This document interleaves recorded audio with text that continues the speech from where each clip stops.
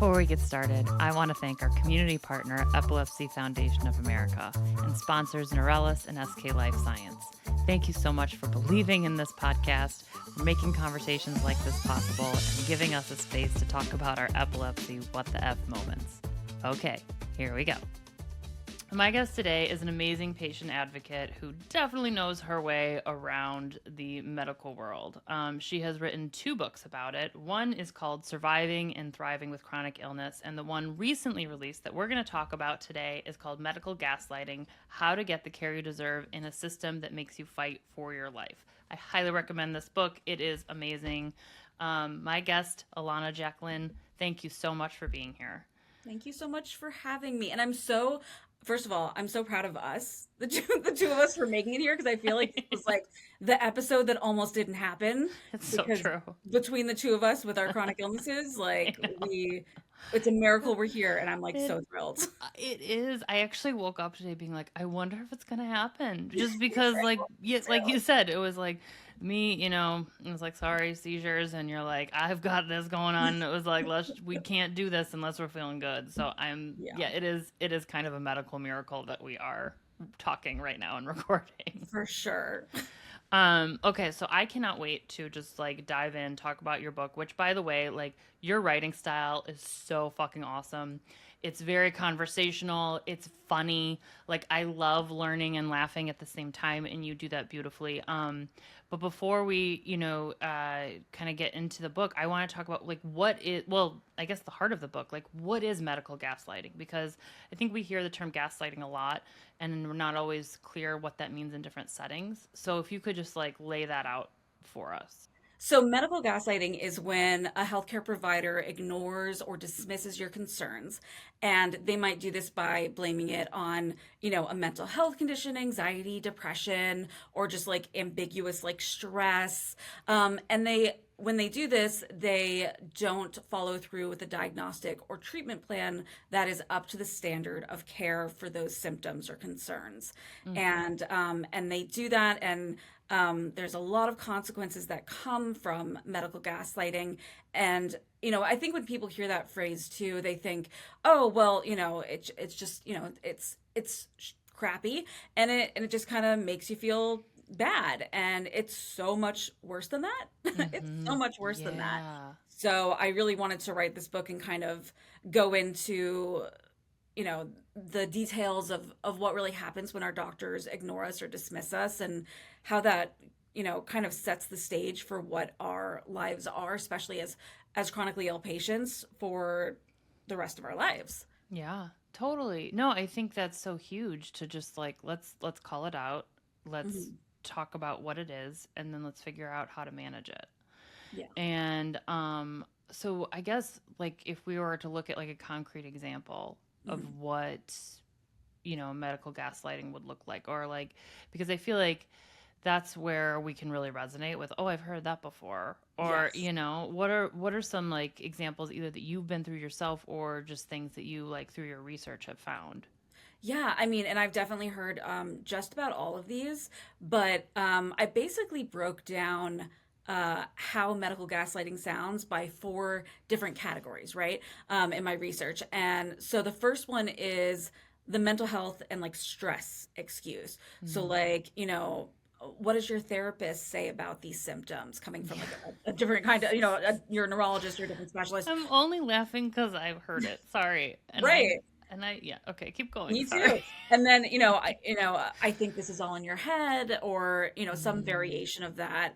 If you just thought more positively, I think you'd have better outcomes, or, just something that's, I think you need a vacation, just like this vague, like, mental health stress excuse. And I think as women, we hear that a lot. And then there's another category that's like alternative motive excuses, which is like when your doctor believes your symptoms are like in avoidance of something. So, are you sure you're not feeling sick because you don't want to go to school? Or, does sex really hurt? Or do you just not feel attracted to your partner? Or do you just not feel comfortable with your own body? Like that. So again, just turning it back on you. Right. Like, and something that you can do about it. that Hmm. doesn't involve a medical diagnosis. Right, just kind of taking it off their plate and Yeah. putting it as your Yeah. problem and potentially a therapist's problem. Mm-hmm. And then the next one is comparative excuses. And so that's when your doctor kind of lays it on as like, well, I know that you're feeling bad, but like everyone feels bad, or it's my other patients are so much worse than you. Um, and I think that's something that a lot of people experience. Yeah. It really does not matter that other people are sicker than you. It doesn't make you any less sick. Right. So, Totally. Yeah, and yes. it's that comparison game. And I Yeah. think sometimes cuz I've had that happen with doctors before, and I kind of want to dive into this too about like the system itself, just because I don't think it's all comes from a place of like malice or like ill intent. You know, like there are some doctors out there who just are crap. But then like there are like the doctors who like I just think they can't see the patient in the forest, you know? It's like because I remember when I was getting radiation after brain surgery for brain tumor, my radiologist was radiation oncologist was like, "You're not gonna lose a lot of hair," and I was like, "Cool," you know, and I did, but comparatively to Yeah. his other patients, I didn't, and so I like understood like why in his purview that was not a lot of hair, you know, but for me, I was like, I am half bald, but like I'm in the waiting room too, and I'm looking around and. There's a lot of people who have lost a lot more hair. So I was like I'm not necessarily mad about that, you know, but I just think it's like that, like what they see every day, it kind of needs to just like come back and be like, remember, it's this person. Right. And I think a lot of that, I mean, to your point, is just really done in an effort to like, they want to comfort you or they think that is comforting. And that is a matter of like, well, I'm not going to give you all the information, or I'm going to make it sound a little bit better than it is. Well, no, he really looked, but in this case though, he Yeah. really like when my hair was gone, he's like, see, it's not a lot. And I was like, oh, oh, you, okay, I get it now. Like, I get your Yeah. perspective. But I Yeah. agree. I think there are a lot of doctors out there who also try to, this example aside, try to like soften the blow, if you will. Yes, totally soften the blow. Like that is, I think it's one, and we'll get into like the motives of it, but that totally is one to just try and make you feel like, oh, it's not that bad. And it's like it's an original experience happening to me, so to me, it is that bad. Right. Um, and I think that also feeds into the next set, which is like insufficient data excuses.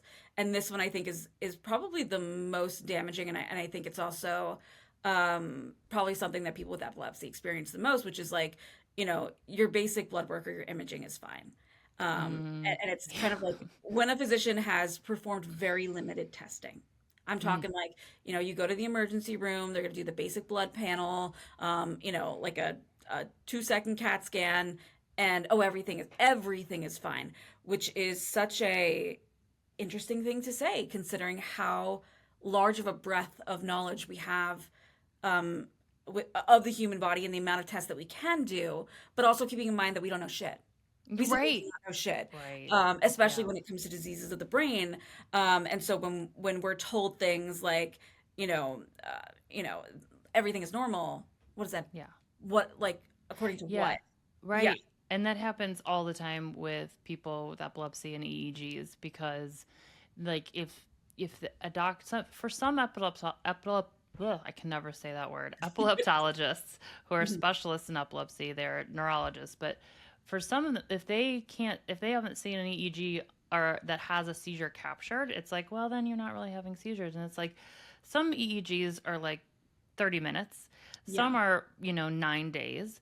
But mhm, like in all of the 12 EEGs I've had spanning from those ranges of time, I've caught one, and I had no idea how lucky I was when I caught it.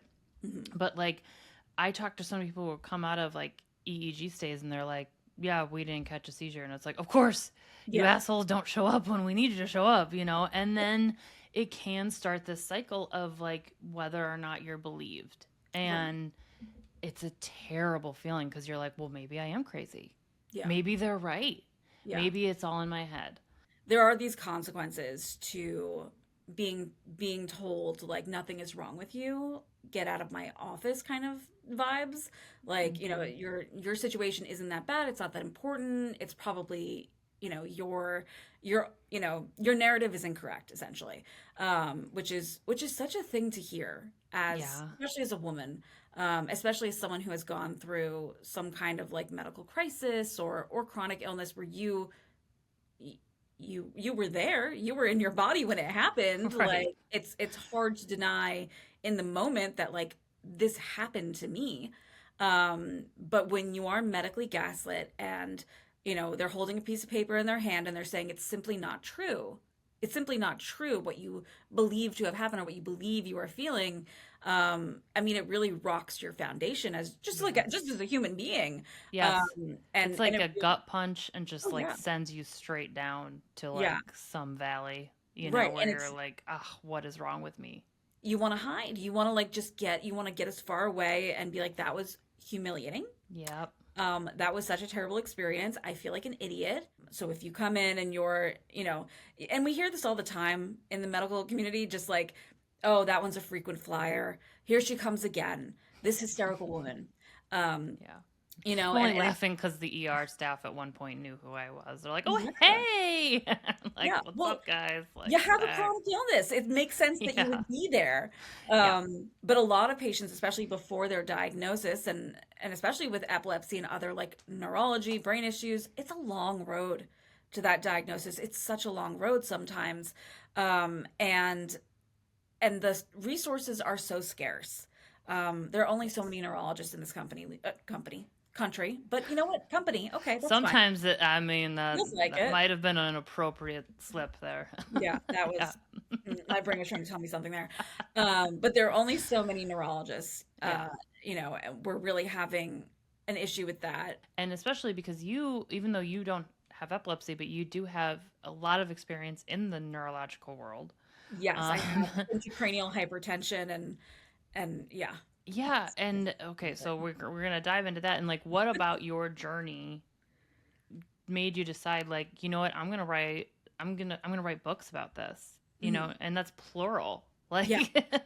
Like, like what point, what did that journey look like for you in, like, first of all, getting the diagnosis, Mhm. and then being like, you know what, I'm gonna do this. I'm gonna write these hilariously educating books about it. Thank you.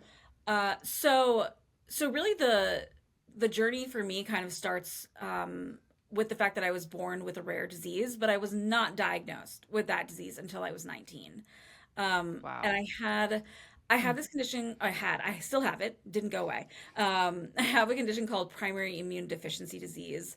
It is also known as hypogamma-globulin anemia, and it's basically, I like to just kind of like summarize it as like it is the genetic form of HIV and AIDS, where if you get any kind of infection or illness, like you cannot fight it off. Your body like simply does not have that part of your immune system to fight back. And so infections linger, and one round of antibiotics is never enough, and Wow. you never quite get better because you're missing the part of your immune system that builds antibodies to disease. So even if you get, for instance, like if you get a vaccine, it may not work for you. Like your body may not retain the antibodies, and that's actually Wow. part of how they diagnose it. But growing up, for me, I was just a sickly kid, and I every possible infection, flu, colds, bacteria, food poisoning, anything that I could get, I would get. It would be super severe and it would not go away. And originally, they kind of gaslit my mother because my mother was my advocate, my caregiver as a child, and they Hmm. were like, "She's just, some kids are just like this. Like this is kids get colds." Um, and it was really like mind blowing for me because Wow. when I would get sick, and I always was, it was so bad. Like I did not understand how kids in my class would like have the flu, go home, rest for a day, maybe two, and come back. Because for Hmm. me, when I had the flu for like months. Like it Wow. did not resolve. I would end up in the hospital. I had like terrible asthma. I mean, they told her the same things that they would later tell me as an adult. Like, you're overthinking this. Like, it's not, you're just a worried, anxious mother. We see this all the time. It is what it is. And when I was in high school, I mean, I was just like a waif. Like, I was so sick and I'd been so run down. And I got mono my junior year of high school. And I missed my entire senior year because I slept like 20, I'm not even exaggerating, like 20 hours a day. I would Oh get up my for an hour, gosh. I would drive to school, I would pick up all my work, I would do it for an hour, I would eat, and I would go back to sleep. Oh my gosh, you poor And thing. I at just that want to point, hug that senior girl and be like, I I'm so kind of do too. sorry. Like, I wish I could go back and be like, um, every doctor that you've ever met is a fucking idiot. This is Like, this is not your fault. Because I mean, there was so much internalized gaslighting at that point because I was like, well, there's nothing wrong with me. I've been through Yeah. every test because I've been told I've been through every test. Mm-hmm. So I had such bad like self-esteem at that point as well. But all my friends were going off to college and I was like, well, I can't go off to college. I can't even get out of bed. Like, this is Yeah. gonna ruin my whole life. And I was like, this has already ruined my childhood. I'm not gonna let it ruin my adulthood. Like, so I signed up for community college, but I was like, I'm gonna spend my whole first year out of high school at the doctor. Like, we're figuring this shit out. Like, I am not Wow. gonna be Yeah. doing this my whole life. Yeah.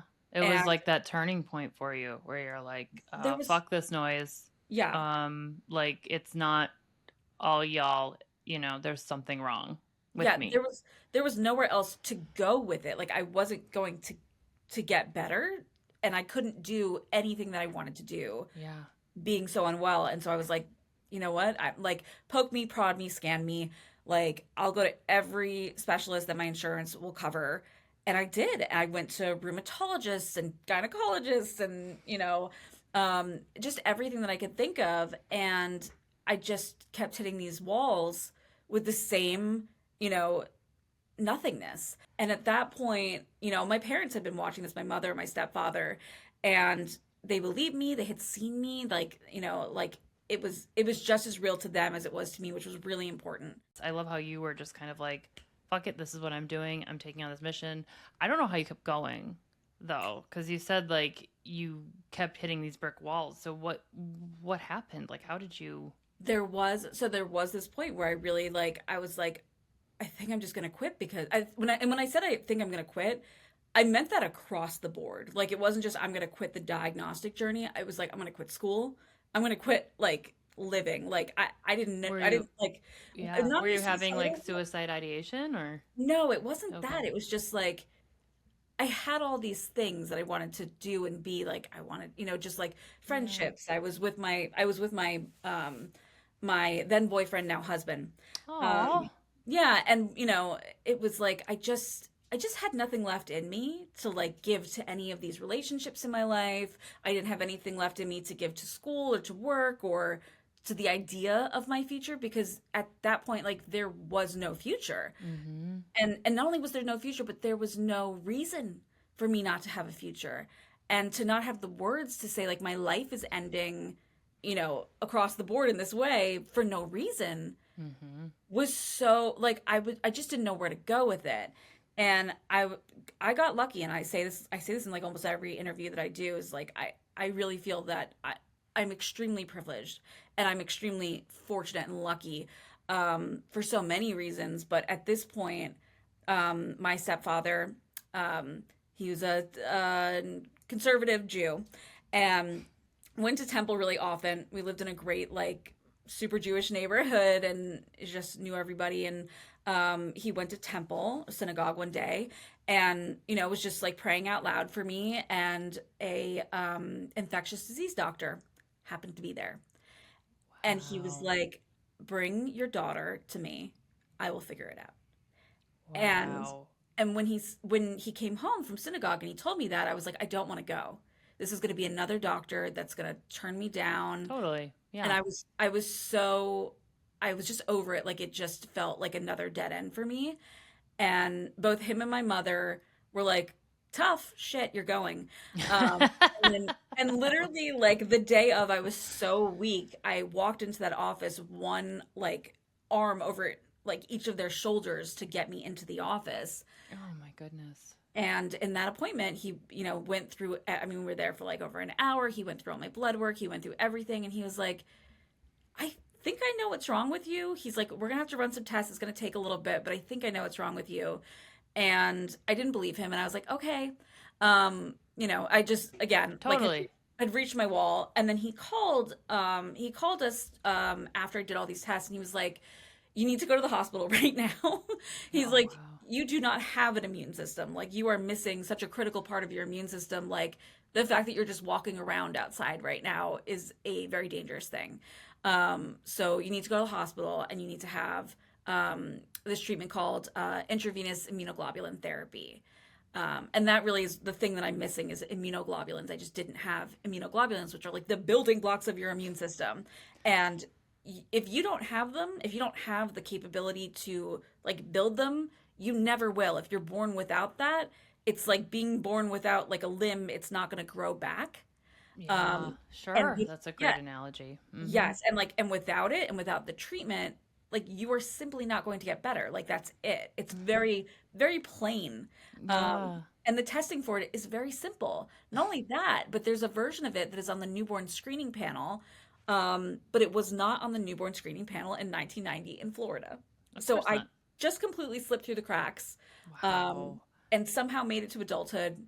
And then yeah, by that point, I got my diagnosis and started treatment and just started living through the reality of understanding that condition, which really, there were so many things that went along with this diagnosis. It wasn't just like, this huge sense of relief.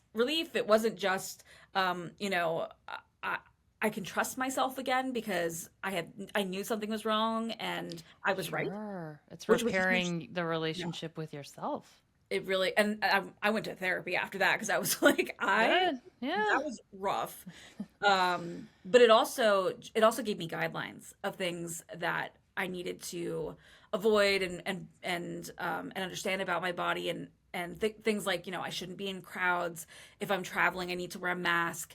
I'm much more prone to food poisoning than other people, so I have to follow the same guidelines that, a pregnant person or someone on chemotherapy would follow with their diet.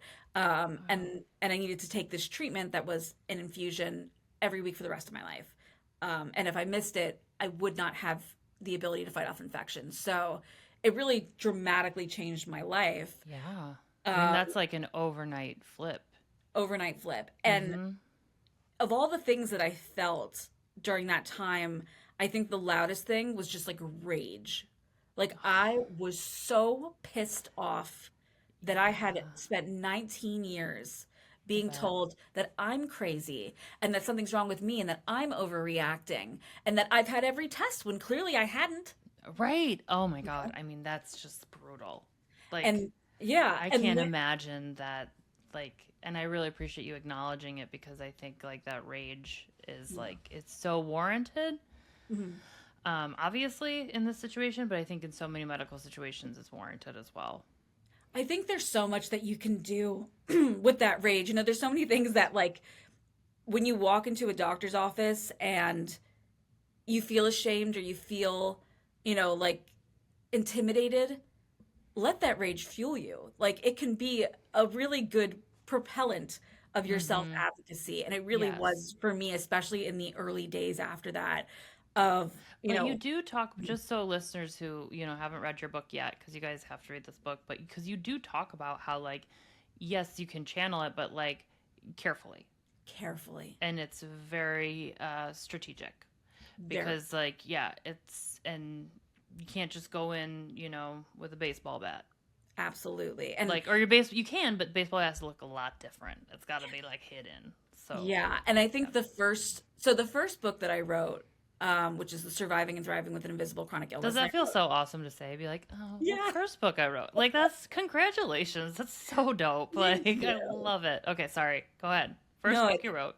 yeah, the first book I wrote is really about just surviving in the sense of becoming an adult with a chronic illness, and just all the ways that you can kind of like build your life to safe keep against the waves of chronic illness. So things like going to school and how you're going to handle school and disability coordination, and your first job, and like how you're going to set yourself up for success, money, the people in your life, Yeah, and it's the just relationships. like We just how to right adult with a chronic illness. Yeah. how to adult, and again, just in the same way I think most people have when they have an undiagnosed chronic illness, they have people in their lives that are just not there for them, and not Mm-hmm. only not there for them, but like actively working against them, to belittle them or to shame them out of their their goal to get a diagnosis. Mm-hmm.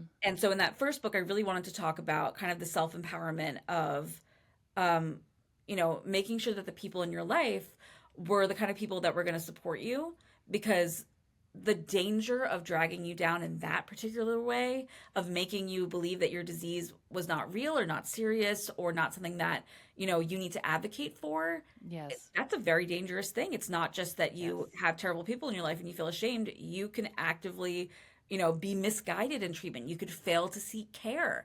Um, Totally. And I think too what happens is like that doesn't get talked about a lot because a yeah, lot of which is completely understandable. A lot of people aren't going to come out and be like, my family sucked during this yeah, time. And cuz there's still like that protective layer.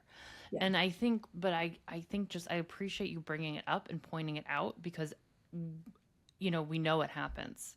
yeah, Like talk to enough people where they're like, "Oh no, like my family was not there or they bailed," or usually it's yeah, afterwards that you hear about it, not when it's happening. right. But if you're listening and you're like, I don't have a supportive family, or you're just thinking about it, like trying to figure it out right now, like you're not alone. I guess that's what I'm just trying to say is I never want anyone to feel like they're the only ones that don't have like the most supportive network around them. Yeah. No, and that's so true. Like, I think that's such a common theme for people. And it could be whether you're undiagnosed or diagnosed, that you probably still have people in your life who just don't get it. And like, Yeah. on some level, that is okay, but you have to be so much stronger than that disbelief. And if you're not, which is also okay, you need to know when to let those people stay out of your life for a little while. And it's, Mhm. oh, I think we're in this very interesting generation of like, cutting people off and just, uh, you know, but I do think that I like the karate chop. Anyone who's watching on YouTube just saw, just saw Lana karate chop people out. yeah, You're out. Like I love you're that. gone. No, but I think that, if it's there's such this thing about like protecting your peace. Um, Yeah. But I think when it comes to chronic illness, it's protecting your life. That first Yeah. book that I wrote was really like, you're becoming an adult. Let's stand fast in our, in our power, and know what we want to do for our disease, and build a successful life around the disease, and the things that we are not going to gaslight ourselves out of knowing is happening. Right. Um, and I think I mean, to this day, like I feel very fortunate that I had so much awareness that I was going to have this disease, and have it for the rest of my life. Mhm. And know at a young age, like I have to build my life around this reality. And I can still have a great life. I can still have like a really happy life. But the reality is that I have this disease and it's going to impact me. And as I get older, it may get worse. Yeah. That's And so so, interesting. I just want to pause right there when you said like I'm so grateful for yeah, that. For no, that's yeah, because that's huge. Like yeah, to be like, yeah, this. I mean, we can tell this thing really fucking sucks, yeah. But it's like, but you're like, I'm just glad, and like you should have known earlier than you did. Mhm. But the fact that you're like, it helped me build a healthier life. I Yeah. don't know. I just want to say like that's very cool that you're holding both those things at the same time. I always appreciate that. Thank you. I mean, I do feel a sense of gratitude that I've had, and it's not just that like I've I've had the ability to see that, but I've had really good guidance from other people, and I looked for it. It wasn't just something like I did reach out to a lot of different people that were living with chronic illnesses, and was like, "What are you doing? How do you do this? Like, how do you keep it Yeah, together?" And totally. I feel so thrilled now when younger patients reach out to me and they're like, how are you working or how are you doing these things with your disease being what it is?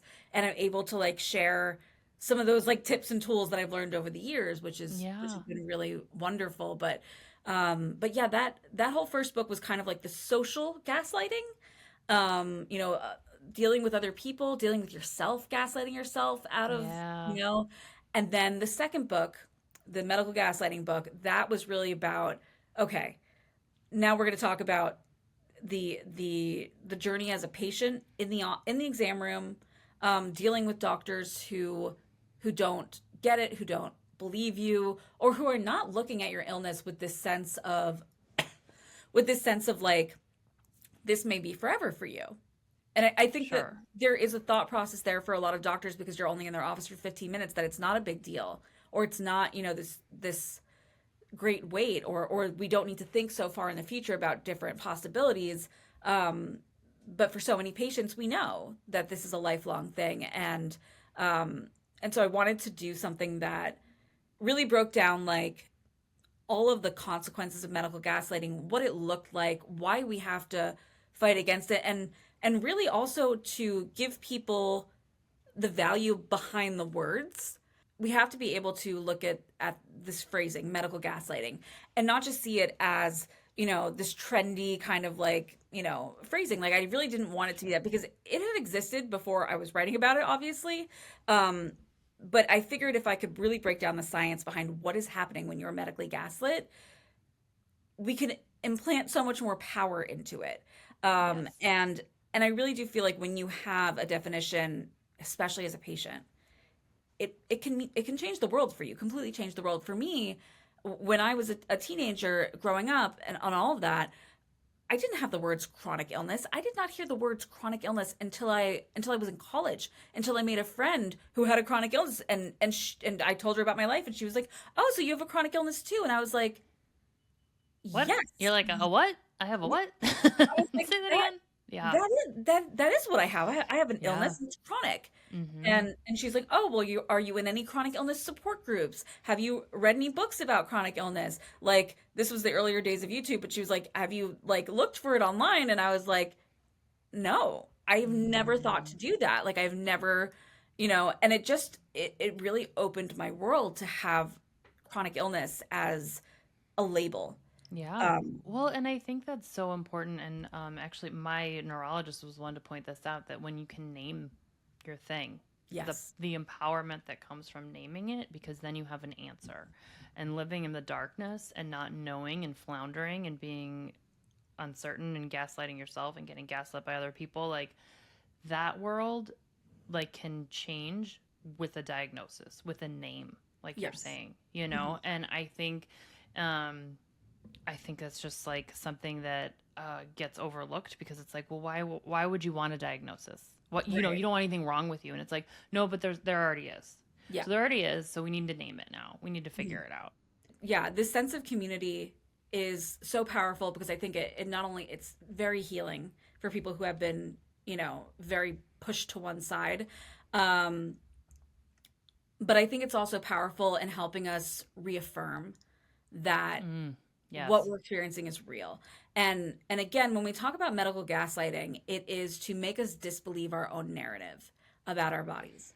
Mm, And that's very hard to do when you have other people who are living the same narrative.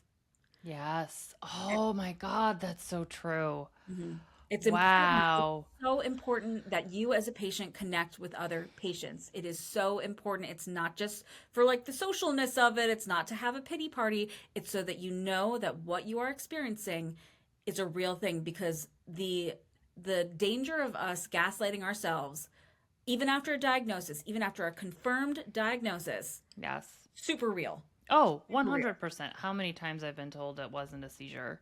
How many Mhm. times other people have been told that too? But I've never made that connection. And I really appreciate this perspective of that, like the community, not only like, because I've always looked at it as like more of like a very internal sort of healing connection thing, never really applying it to the external world Mhm. of using it almost as your own data. So Yes. that when you go to a doctor's appointment, it's like you are armed with knowledge that this is not just happening to you. Yeah. That is fucking huge. You need the mental and emotional backup. And for me, here I am. I go through this whole experience, my whole life not being believed. I finally get my diagnosis. I start a career in advocacy. I'm Mm-hmm. surrounded by patients. And then in my early 30s, I've now had migraines at this point for like 10 years. And I'm thinking, this is terrible. But I guess my migraines are normal because my neurologist keeps saying it's normal. Mm-hmm. And then at some point, I go to a new neurologist, a woman, by the way, and she does a typical neurological exam on me, looks in my eye, reels back, and is like, your optic nerve, really, really swollen, girl, really swollen, very concerned. Wow. And Just and from she's just from the basic neuro test. Oh yeah, my God. yeah. And again, I've been a neurology patient at this point for 10 years. Sure. And this is again like years after my original diagnosis. So like I think I am hot shit as far as like an advocate. Like I know how to take care of myself. Right. Um and and so she says this to me and I'm like, "Oh, well, I mean, I have no idea what that means." And she's like, "Have you ever been tested for intracranial hypertension?" And I was like, "I also have no idea what that means." And, and she's like, "There is a condition where you get spinal fluid buildup in your head, and it pushes your brain into your eyeballs." And I was like, "That sounds really Terrifying. gross." Yeah. Really gross. And she's like, "Yeah, it's extremely painful." And I'm like, "Okay." And she's like, "And it pushes, so like the problem with it though is that you can go blind from it." And I was like, "What now?" You're like, what a fun day I'm having. Like, Really? I'm like, and here I'm like jeez. really just thinking I have like intractable migraine. I just have really bad migraines. It's all I've been told, and I've Yeah. accepted this because I'm like, well, Right. at least it's a diagnosis, you know. At that point, I'm just happy to have a diagnosis. Right. Um, and she's like, listen, like we don't know that much about it, but we know enough that with your optic nerve being as swollen as it is, you should probably start some kind of treatment for it. So let's get you in to have a spinal tap, and the spinal tap is both a treatment and a diagnostic test for people with intracranial hypertension, where I would say, I would best describe it as they tap you like a maple tree, where they stick a spigot in your back, like this needle in your back, and That was drain the fluid out of really your spine, and they measure the go make amount. some syrup. Right. Okay. They measure the amount of fluid coming out of your back, and they measure the rate at which it flows out. So and the good news is it gets the spinal fluid out of your brain, so that's Mm. helpful. And then it tells you like what, how bad is the intracranial hypertension. And so I did that, and I didn't she left the practice pretty soon after that. And so I had to go back to my regular neurologist, and they were Damn like, it. "Cool, okay, so you have intracranial hypertension, adding that to your thing." And I was like, "Okay." And they're like, "Well, you're after the spinal tap, your optic nerve swelling got a little bit better, so it's probably all under control now and it's fine. Don't worry about it." And I was like, "Oh, okay." And they're like, "But you do have that, so now we know." And they went back to treating me just like I had a migraine. But over the years, I continued to have really weird neurological symptoms. I had like one-sided numbness across my body. Oh my Um, God. I would go to the emergency room and they'd be like, "Is this Bell's palsy?" And then it would go away, and they were like, "Oh, she's just faking." Um, and I was Just like, a "Oh, little great. joke. So happy to be back in a situation where people think I'm nuts." Oh my Um, God. I started having these episodes where two things. I had an impending sense of doom that would happen where I would be perfectly fine, everything would be fine, and then suddenly I would be like, something really, really bad is going to happen. Mm. But then the same thing would happen with suicidal ideation. Oh I would be no. perfectly fine, I'd be enjoying my day, and then Mhm. suddenly I want to die. And it Wow. was like these brief periods. And when I say brief, I mean like perfectly happy, suicidal for 30 minutes, and then perfectly happy again. Wow. And That's intense. I was like, "Oh, What a something roller is." coaster. Well, that's the thing that I think gets the disconnect that I feel like happens a lot in neurology is Mhm. that like neurology is for the shit that's going wrong in your brain, right? Yeah. Brain also controls your emotions. And I Yes. feel like sometimes that just gets forgotten. Mhm. When you're in a doctor's office, it's like, well, that's for your mental health care. It's like, no, it's actually linked to Mhm. what's happening because they're all happening in the same fucking place. Right. And it's so weird how there's this disconnect between neurology, uh, I don't know, treatments Mhm. and emotions. And Right. I just don't get it. I'm, This happens to so many people, and we don't want to talk about it because in medical situations, it puts you um, in danger of just not being taken seriously again.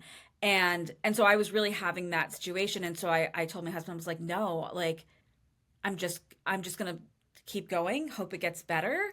And it would like ebb and flow. Like I'd have a couple months where I'd be fine, and then summer in Florida would come and I'd have a really hard time. And then a couple years ago, my husband and I made a big move. We moved from South Florida to the Portland, Oregon area. So we're in Vancouver, Washington. So we landed in Portland, Oregon, and I've got this terrible headache. It doesn't go away for months. I go to a bunch of neurologists. And like I know there's something wrong because I'm continuing to get worse. Not only am I having all these symptoms and the migraines, but I'm stuttering. I'm losing my memory. wow. I can't sleep for more than 2 hours. It's very bad and it continues to get worse. And I had seen like multiple neurologists here and they were just like, it's fine, it's nothing. And my mom took me to the emergency room, and my brain was in such bad shape. I was so Oh, severely ill. All of these symptoms were part of the intracranial hypertension that I had been diagnosed with already, but that I had gaslit myself out of believing was a problem. totally. Yeah, and I ended up finally like because of that, getting the treatment, starting to get better, realizing that a lot of my issues were related to elevation. And that was what had set it Wow. off so badly, moving from Florida to somewhere like Portland, where it's more mountainy and hills and things like that. So I was really lucky, but again, I think that we so underestimate how we can be gaslit. Yes. Even when we think we are recovering medical gaslighting victims, Yeah. that it can still happen. So it's so important. You want to have people who will remind you. You want to have people who have similar conditions to you, so that you Yeah. can you know really stick to your ideas of what is normal and what is not normal for your body. Because it comes to the question, which I think you cover very well in your book, about who is responsible, right? Mhm. And we trust so much in doctors, and you had this migraine neurologist be like, okay, you have this new intracranial hypertension, cool, we don't need to check up on it. And it's kind of like you now retrospect, you're probably like, well, fuck, I should have asked to check up on it, right? Right. But at that time, you at that point in your journey, you didn't know that. And I feel like we go through that so much where we don't know to ask, we don't know to find something new. And I love in your book how you really cover you are the soldier, Mhm. literally fighting in this. And you are the one that has to just kind of not necessarily almost challenge the Mhm. authority. But I Yes. want to talk about just so we can give our listeners three takeaways. Not give away the farm, because you guys definitely need to go get Medical Gaslighting. It is such a great book. The link to buy it is in the bio, or in the episode description. But let's just do three takeaways, just so people understand what that armoring up looks like Yes. for to deal with medical gaslighting. So one of the things I talk about a lot in the book is recognizing medical gaslighting, right? We went over the different phrases that we understand them, and also just recognizing doctors that are not going to move, that are just unmovable. They don't want to collaborate. They don't want to work with you. You're kind of like a thorn in their side situation. They're not interested in treating you collaboratively. And so Mm-hmm. one big lesson that I try to teach is to leave rooms that are no longer serving you. Mm. And I made this mistake myself because here I am. I've moved to this new place. I'm going to these neurologists. These neurologists are not helping me. I'm still getting worse. And I didn't leave and go to the emergency room or go somewhere where I was going to get the care that I needed. So that's step number one is if you're in a room, if you're seeing a doctor and that doctor is not helping you, you are not moving the needle at all. You're not being believed. You're not getting the care you need. You're not getting the test that you want. Leave the room. I love Find it. somebody else. Get Mm-hmm. out. Mm-hmm. Um, And so that's number one. And that's, again, Leave the room. I fucking love right. that. If you're a parent and you're seeing a pediatrician and your kid's sick for the majority of their life, leave the pediatrician and go to somebody else.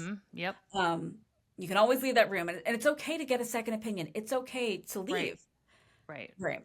Um, and then the second thing, and again, I talk a lot about participatory medicine, which is this model of medicine where the patient and the doctor are working together. It's 50-50. They're coming in with their medical knowledge. You're coming in with the most valuable thing you have, and that is your experience, your the narrative that you have as a patient.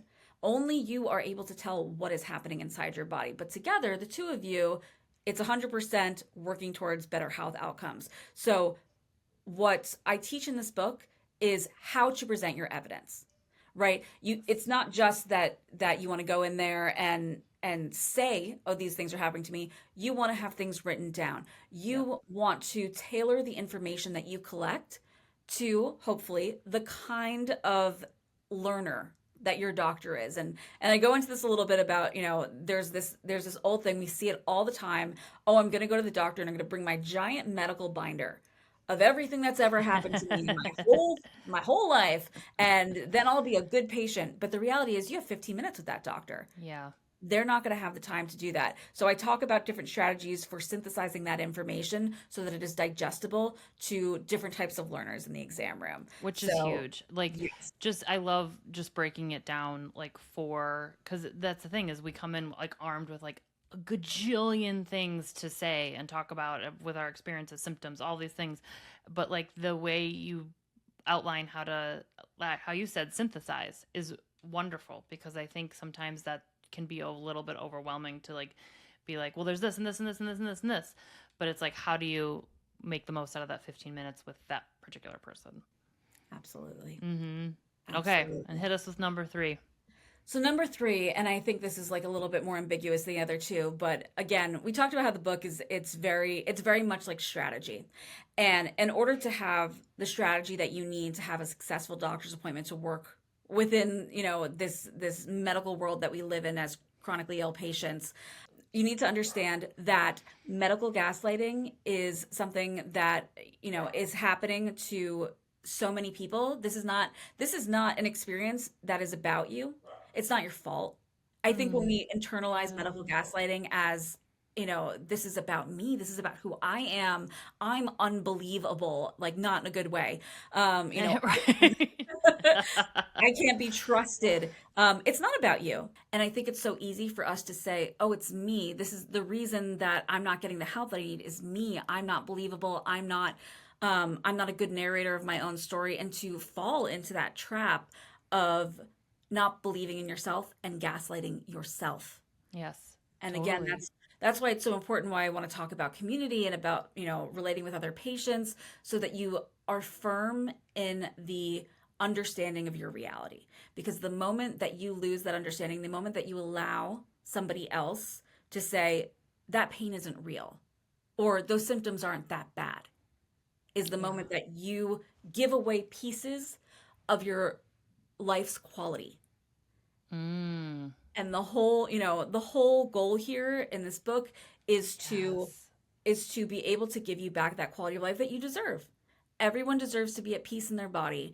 And so these strategies that I have are with the final intention of that, of making sure that you are fighting for and you are getting that quality of life that you deserve. You are getting the medical care that you deserve, that you are not um, going into that exam room unarmed, that you're speaking intelligently and safely so that you don't get labeled as this like problem patient or as Yeah. this hostile patient. And I do talk about that a lot as well, is how we go about advocating for ourselves, because oftentimes when we think about fighting gaslighting or defending ourselves about gaslighting, maybe you're thinking yelling, maybe you're thinking about throwing down a gauntlet, but it's absolutely not that. The goal is Yeah. always to be a collaborator, and it's a very Yes.